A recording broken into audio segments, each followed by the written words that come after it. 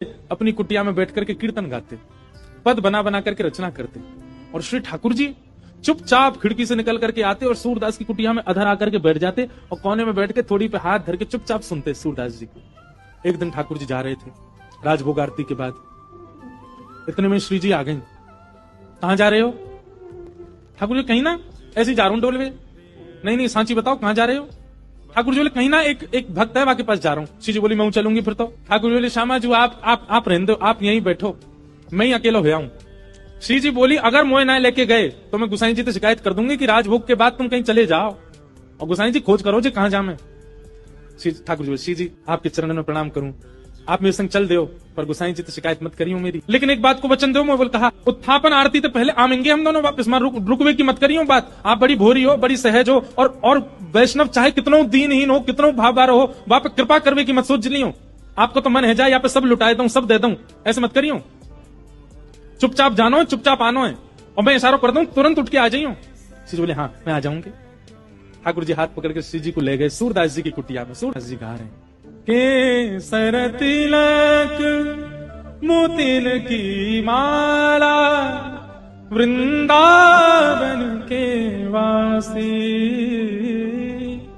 नेह लगाए त्याग गए तृण शम दार गए गल फांसी, अखियां हरि दर्शन की प्यासी, हरि दर्शन की।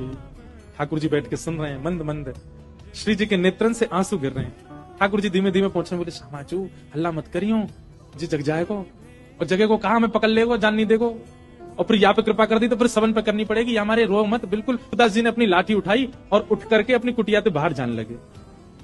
श्री जी बोली जी कहां जा रहे हो बाबा? अरे आंधरो बाबा कहीं गिर नहीं जाए, हम यहाँ के संग चलें, कहीं गिरवे बारो होगा तो बचा लेंगे। ठाकुर जी बोले मैंने पहले ही मना करी, आप तुझे सब कृपा पिपा ना करनी कोई पे, और समय है गो उत्थापन को, मैं गुसाई जी मंदिर खोल देंगे, चलो जल्दी मंदिर में। श्री जी बोली ना ना बस ये जहां जा रहा हूं वहां तक याद छोड़, यहां में फिर चल देंगे मंदिर में।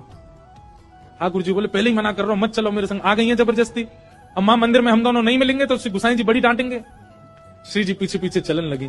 चलते चलते सूरदास जी भी वहां गए जहां गहरो गड्ढा। सूरदास जी जैसे ही गड्ढा की ओर जाने लगे, श्री जी बोली अरे देखो श्याम सुंदर जी गिर जाएगो बाबा, गड्ढा में गिर जाएगो, या के माथे में लग जाएगी, हाथ पांव में लग, या को पकड़ लो रोक लो। अब यहाँ तो किशोरी जी जा रही है बचावे, तब तक सूरदास जी कूद ही गए, और कूदते अरे भैया, अरे कन्हैया, अरे लाला, अरे भैया कोई काम को सुनना हो तो नहीं देखियो, अरे मैं आंधरो गिर गऊं कुआ में, अरे भैया मैं यहाँ से बचाई लियो। श्री जी बोले ठाकुर जी या तो इनको बाहर निकालो नहीं तो मैं आपसे कट्टी आ जाऊंगी। ठाकुर जी बोले श्यामाचू मैं यही माने ना लेके आऊं आपको संग में, नेक में ही पिघल जाए, नेक में ही दया आ जाए आपके चित्त में ना, या को निकाल दो फिर कभी ना कहूंगी, या को बस बाहर निकाल के हम दोनों भाग जाएंगे यहाँ पे। ठाकुर जी ने ऊपर से झांक के देखी खूब गहरो। ठाकुर जी बोले कैसे निकालूं? श्री जी बोली एक तरीका है ना, आप अपनी कारी कमरी निकालो, मैं अपनी चुनरी निकालूं, दोनों में गुर्र गांठ बांध दो और बाकू नीचे पधरा दो, बाबा तो कह रहे पकड़ ले, पकड़ के हम यहाँ बाहर निकाल लेंगे। ठाकुर जी बोले ठीक है लाओ। श्री जी ने अपनी चुनरी दी, ठाकुर जी ने कारी कमरी ते बांध के और नीचे वह गड्ढा में डाल दी, और ऊपर से ठाकुर जी बोले बाबा हाँ भैया कौन है? अरे बाबा मैं यही गांव को छोड़ा हूँ, मुझे अभी आवाज सुनाई दी, बाबा मैंने अपनो पटका नीचे डाल दिया, पकड़ लो आ जाओ ऊपर को। सूरदास हाँ भैया कहाँ को जाइए पकड़ लो। सूरदास जी ने पटका पकड़ो, श्री जी ठाकुर जी को खींच रही है, ठाकुर जी पटका को खींच रहे हो, पटका पकड़ के सूरदास ऊपर आ रहे हैं। कैसी कृपा सूरदास के ऊपर। सूरदास जी मन मन सोच रहे हैं बोले आज ये कहीं निकल के नहीं भाग जाए मेरे हाथ से।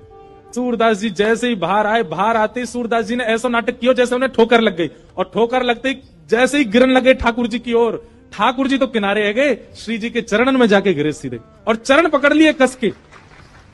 अब जैसे ही चरण पकड़े सूरदास जी ने, ठाकुर जी ने श्री जी को हाथ पकड़ करके जोड़ते खींची तो सूरदास जी के हाथ में किशोरी जी की नूपुर रह गई, और किशोरी जी को लेकर ठाकुर जी भाजे, वो जल्दी चलो बाबा पकड़ ले को। सूरदास जी बोले अरे भैया कहां को चलोगो? अरे कौन सा? अरे भैया कौन ने निकारो में? ठाकुर जी चिल्लाते जा रहे बाबा मैया बुला रही फिर आऊंगो। थोड़ी दूर जाके श्री जी बोली ठाकुर जी मेरा एक नूपुर है, दूसरा नूपुर मिलना है रो। ठाकुर जी बोले दूसरा ले आऊंगो, अब चलो जल्दी। अरे ना वो सामान्य नहीं है, इंद्र ने समर्पित कियो, वो कौन से हाथी के दांतन से बनो भयो नूपुर है, और मेरा बड़ा प्रिय नूपुर है, मुझको तो अभी चाहिए। ठाकुर जी बोले ढूंढवे कहां जाऊं बाकू, वहीं चलो बाबा के पास ही पड़ो होगो, बाबा ने मेरे पामन में गिर गो है सके तब खुल के गिर गो। ठाकुर जी लौट के आए, ठाकुर जी लौट के आए, ठाकुर जी गए बाबा अरे भैया तू आगो, अरे मैं जो कह रहा हूँ मेरी एक सखी आई संग में, बा को नूपुर यहीं गिर गो, आपने देखो। सूरदास जी अपने बगल में दबा के बैठे। सूरदास जी बोले ना लाला मैंने तो ना देखो। बाबा आपके हाथ में लगता रहो बगल में, यही तो है मेरी सखी को नूपुर। अच्छा जे बोले हाँ ये, अरे जे तुम अभी अभी मिलो यहाँ पे। बाबा दे दो ना, ये मेरी सखी को नूपुर है। लाला जे नूपुर अगर मैंने तोय दे दियो और कहीं बाद में कोई सखी वास्तव में आके मुझे बोली बाबा मेरा नूपुर देखो का, मैं कैसे पहचानू कि वो सखी तेरे संग है? मेरे पास आंख तो है ना, मुझे दिख तो रोना है। तो बाबा हम कहते रहे कि नूपुर हमारा, बोले कहवे तो क्या होगा, एक नूपुर मेरे पास है तो निश्चित है दूसरा तुम्हारे पास ही होगा, दूसरे नूपुर की पहचान करा तो पहले दे दूंगा।